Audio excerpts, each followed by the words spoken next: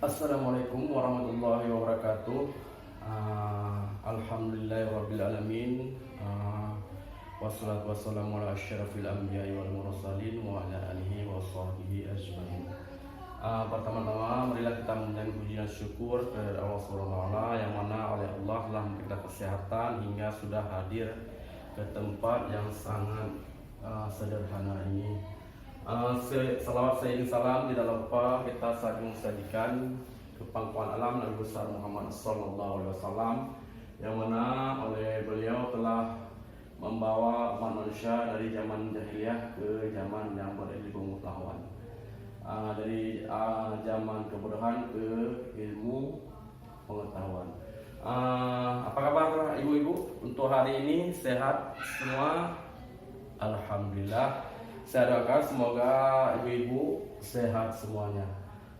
Jadi sebagai lanjutan untuk materi modul kita yang keempat tentang pencegahan kekerasan dan perlakuan salah terhadap anak.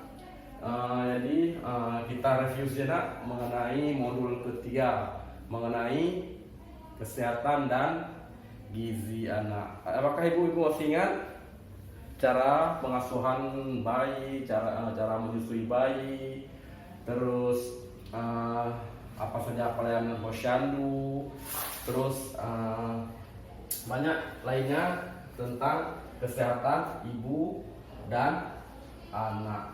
Jadi untuk hari ini kita lanjut ke sesi keempat tentang pencegahan kekerasan dan perlakuan salah terhadap anak. Ini sering terjadi di kalangan masyarakat umumnya, di sekolah, terus di lingkungan sekitar dan di keluarga juga sering terjadi mengenai tentang kekerasan anak. Ada yang tahu ibu-ibu kenapa terjadinya kekerasan terhadap anak? Pengaruh duit, pengaruh uang? Ada, terus ada yang lain? Tidak patuh, bandel. Ya. Jadi kita lihat dulu untuk hari ini modul tentang pencegahan kekerasan dan perlakuan salah terhadap anak. Itu kita sering orang tua, ya kan? Orang tua baik ibu ataupun bapak sering terjadi salah dalam perlakuan anak. Bisa jadi memilih kasih terhadap anak ataupun mengeksploitasi anak. Jadi pertama kita lihat dulu anak. Anak adalah seseorang yang belum berusia 18 tahun. Jadi anak-anak termasuk juga yang masih dalam kandungan. Anak-anak berarti dari pertama dari kandungan sudah disebut anak atau balita sampai dengan umur di bawah 18 tahun. Kalau misalnya kita lihat balita terus masuk ke prasekolah atau TK, PAUD, prasekolah, TK, terus SD, SMP dan SMA, itu disebut dengan anak-anak. Kalau misalnya sudah 18 tahun ke atas disebut dengan remaja. Dan terus kalau misalnya 35 ke atas ataupun lebih disebut dengan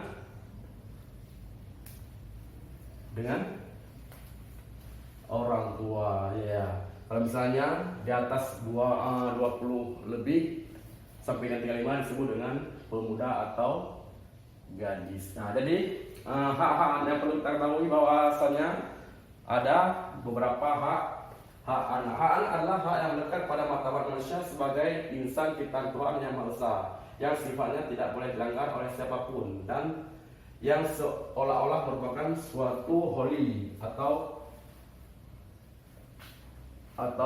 area, dan disebutkan dengan Umar Seno Aji. Jadi hak-hak anak dapat diartikan sebagai hak melekat atau asazi pada diri anak, pemberian Tuhan yang Maha Esa, hak dan ada sejak lahir bahkan saat di dalam kandungan. Kewajiban orang tua untuk memenuhi hak tersebut. Jika tidak dipenuhi atau sama dengan pelanggaran Jika orang tua tidak memenuhi melanggar undang-undang perlindungan anak, orang tua tidak mampu sama dengan negara harus mengambil alih pengasuhan dan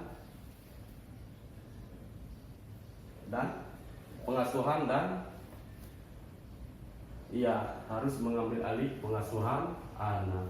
Jadi di sini ada beberapa 5 klaster hak anak. Yang pertama, hak sipil dan hak bebas. Anak mempunyai hak sipil dan bebas. Yang kedua, lingkungan keluarga dan pengasuhan alternatif. Yang ketiga, kesehatan dan kesejahteraan dasar. Yang keempat, pendidikan, waktu luang dan kegiatan budaya. Yang kelima, langkah-langkah perlindungan khusus. Jadi di sini ada 5 klaster hak anak. Jadi diingat ini ada 5. Yang terus kita lanjut ke 31 hak anak. Yang pertama, bermain, berkreasi, berpartisipasi, berhubungan dengan orang tua bila terpisahkan. Terus hak berkumpul dan hak identitas, nama, pendidikan, informasi, standar kesehatan paling tinggi, standar hidup layak. Di sini ada hak terus terkait dengan perlindungan pribadi, tindakan penangkapan sewenang-wenang dari perampasan kebebasan dan seterusnya sampai dengan dalam konflik bersenjata atau khusus dalam konflik bersenjata atau konflik sosial. Jadi pengertian kekerasan terhadap anak. Kekerasan terhadap anak adalah setiap perbuatan terhadap anak yang berakibat timbulnya kekerasan, kesengsaraan atau penderitaan secara fisik, mental, seksual, psikologis, termasuk penelantaran dan kelakuan buruk yang mengancam integritas tubuh dan merendahkan martabat anak. Ini termasuk dalam Permen Negara PP dan PA nomor 2 tahun 2010 tentang RAN PPK-TA. Setiap perbuatan yang diakibatkan menderita baik psikis, seksual dan sosial terhadap anak, yaitu dengan kelakuan salah. Segala bentuk perlakuan tidak sepatutnya dilakukan oleh orang-orang yang diberi tanggung jawab, termasuk orang tua dan orang lingkungan sekitar. Jadi di sini ada beberapa jenis kekerasan dan perlakuan salah. Yang pertama, fisik, perbuatan yang menyebabkan anak rasa sakit, jatuh sakit atau luka pada tubuh anak.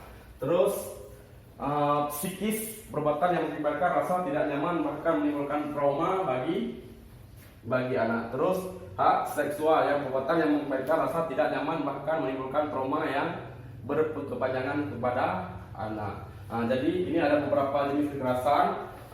Terus kekerasan yang lainnya bisa jadi memukul, mencubit, terus menampar.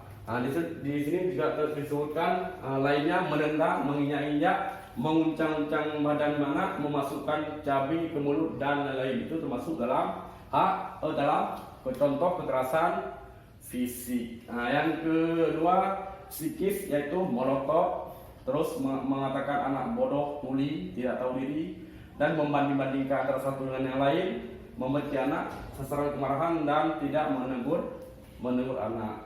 Yang ketiga, contoh kekerasan seksual. Di sini ada alat kelamin diraba-raba, terus payudara diremas-remas, dipaksa melakukan oral seks, diperkosa, disodomi, dijual ke mucikari dan lain-lain. Sampai di sini tentang beberapa kekerasan terhadap anak. Ada yang ingin ditanyakan? Banyak sekali ya kekerasan yang terjadi di lingkungan sekolah, keluarga, ataupun di lingkungan masyarakat. Seperti yang kita lihat sekarang, terjadi yang namanya trafficking, penjualan anak untuk dijadikan sebagai pelacur ataupun pekerja seks komersial atau PSK. Banyak sekarang terjadi, dikirim ke Malaysia, ke India, terus ke kemana lagi. Banyak yang dilakukan terjadi trafficking, itu termasuk dalam kekerasan terhadap anak. Jadi kalau tidak ada pertanyaan, langsung kita lanjut ke gejala psikis pada anak usia 13 sampai 18 tahun. Di sini keluhan fisik yang tidak terjelas penyebabnya, terus agresif dan atau sulitnya menutup atau menarik diri, curiga terhadap orang lain, terus merusak diri sendiri untuk mengatasi rasa marah dan depresi, terus melakukan perbuatan berisiko tinggi seperti terlihat pada penyalahgunaan bahan narkotika dan bergabung dengan geng-geng yang tidak jelas. Ini pada usia 13 sampai 18 tahun. Ini hampir memasuki masa remaja. Sering kita lihat sekarang 13 sampai 15 tahun masih anak SMA, SMP udah masuk ke kelas 1 SMA. Itu memang luar biasa kita lihat, ya kan? Terus kalau lihat tanda-tanda kekerasan seksual, dilihat dari gejala fisik, sakit jika memakai celana dalam dan mengeluh kesakitan atau kesakitan pada saat BAB dan buang air kecil. Yang kedua, cedera pada punggung, perut bagian bawah, paha serta alat kelamin. Yang ketiga, memar di bagian tubuh atau gigi cedera atau tanggal pada pelaku, rasa pelaku menyergap. Yang keempat, rasa panas dan nyeri di area genital atau terasa sakit jika disentuh. Cara jalan yang tidak wajar, agak mengangkang, terus ditemukan bekas bercak darah. Jadi itu ada beberapa hal tanda-tanda terjadinya kekerasan seksual. Terus yang selanjutnya, sikap dan perilaku orang tua jika anak mengalami gejala kekerasan seksual. Jadi contohnya ibu-ibu anaknya nanti terjadi kekerasan seksual, ibu-ibu jangan panik. Terus bagaimana juga? Yang pertama, tidak panik dan tidak menyalahkan anak. Bisa jadi bukan dia diperkosa ataupun bukan dia yang melakukan, tapi dipaksa ataupun diperkosa. Yang kedua, peluklah erat anak-anak untuk menunjukkan bahwa Anda sangat menyayangi mereka. Jadi harus kita rangkul balik, kita rangkul kembali, kita tanyakan baik-baik. Kita harus melakukan pendekatan supaya dia mengaku apa yang dilakukan. Terus sampaikan bahwa tidak ada satu orang pun yang boleh menyakiti mereka, dan apapun yang terjadi akan tetap memberikan perlindungan, benda perlindungan. Jangan ibu-ibu nanti pas pulang dimarahin lagi, sayang anaknya, pasti dia nanti akan stres, bisa jadi ujung-ujungnya bunuh diri, ya kan?